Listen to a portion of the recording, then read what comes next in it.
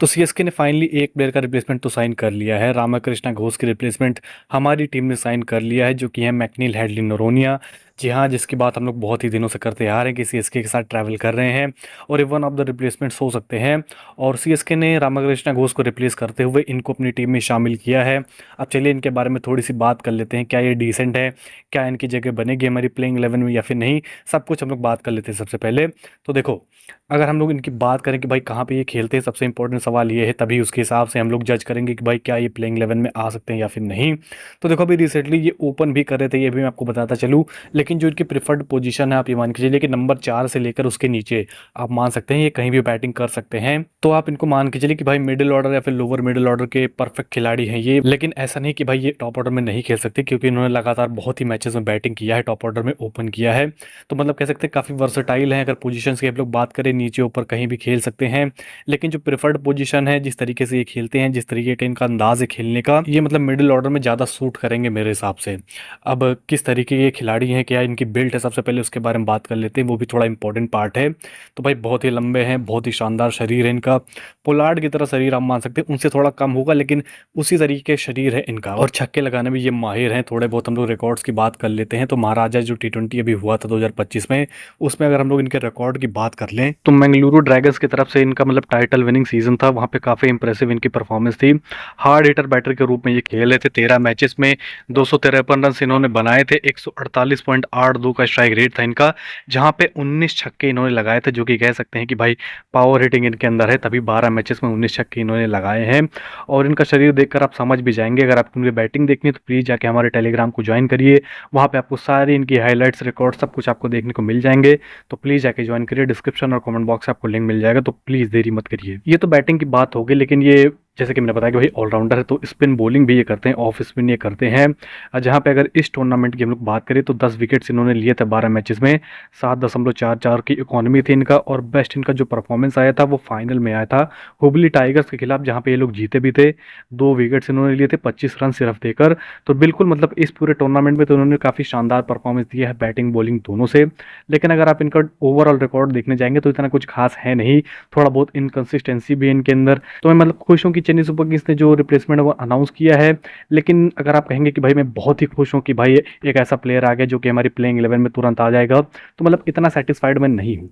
अब क्या ये आ सकते हैं या फिर नहीं, तो भाई 50-50 चांसेस आप इनके मान के चलिए, क्योंकि ये नीचे खेल सकते हैं। कार्तिक शर्मा का फॉर्म इतना अच्छा नहीं है, मतलब वो खेलेंगे, मुझे पता है डेफिनेटली वो कंटिन्यू करेगी सीएसके उनके साथ।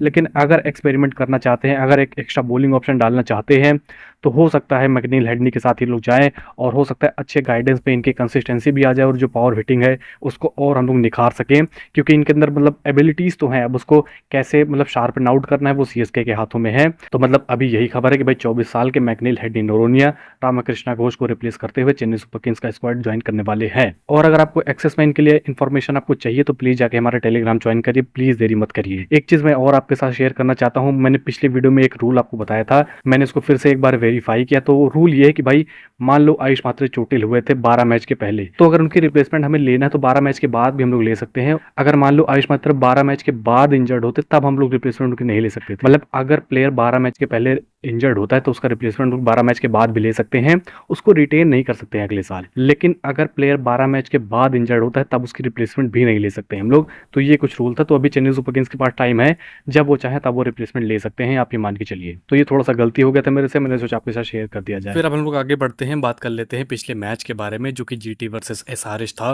और वहाँ पे जो हम लोग चाहते थे वो वैसा तो नहीं हुआ, लेकिन अगर आप देखेंगे तो इतना कुछ बुरा भी नहीं हुआ है। अब आप लोग मुझे डिल्यूजनल कहेंगे कि भाई क्या डिल्यूजनल जैसी बातें कर रहा है। हम लोग चाह रहे थे कि भाई गुजरात टाइटंस हारे और सनराइजर्स हैदराबाद जीते, क्योंकि उसका रन रेट हमारे मतलब रीच में था। लेकिन अगर अब आप देखेंगे, जो आप मुझे डिल्यूजनल कह रहे होंगे, लेकिन अगर आप उसको अच्छे से देखेंगे तो भाई दोनों का रन रेट अब हमारे रीच में आ गया है। अगर हम लोग अच्छा करेंगे तो दोनों को पीछे कर सकते हैं। दोनों को पीछे करने के चांसेस है। अगर मान लो एसआरएच जीतती तो एक टीम तो हमारे हाथ से निकल ही जाती, मतलब उसको तो पीछे करना मुश्किल ही था, नामुमकिन आप मान के चलिए इतना रन रेट कवर करना।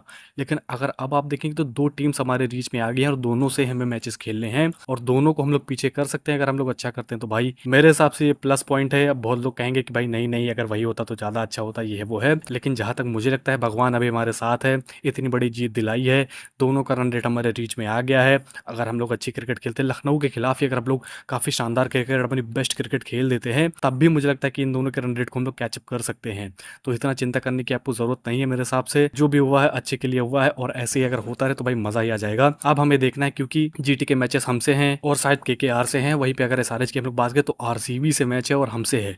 हमसे तो चलो है, वहाँ पे हमें जीतना ही जीतना है, लेकिन आरसीबी का भी कह सकते हैं जो कलेजा वो हलक में होगा अगर वो कहीं मैचेस हार जाते हैं तो भाई उनको भी जीतना काफी इंपॉर्टेंट है, एसआरएच को भी जीतना काफी इंपॉर्टेंट है। दोनों में से एक टीम में तो स्लिप अप होंगी ही, तो भाई उसमें भी हमारे चांसेस बढ़ेंगे। तो भाई अभी आप कहीं छोड़ के मत जाइए। मैं देख रहा था ग्रुप में, मेरे टेलीग्राम ग्रुप में बहुत सारे लोग जो अपनी होप्स है वो छोड़ रहे थे कि भाई यार अब क्या होगा, एसआरएच को हम लोग जिता रहे थे, वो हार गई है, ये है वो है, बहुत सारे लोग थे। तो होपफुली अगर आप ये वीडियो देख रहे होंगे तो आपको जो कह सकते हैं सिनेरियोज है वो ज़्यादा अच्छे से आपको समझ में आएंगे। अभी आपको मतलब इतना दिल तोड़ने की ज़रूरत नहीं है।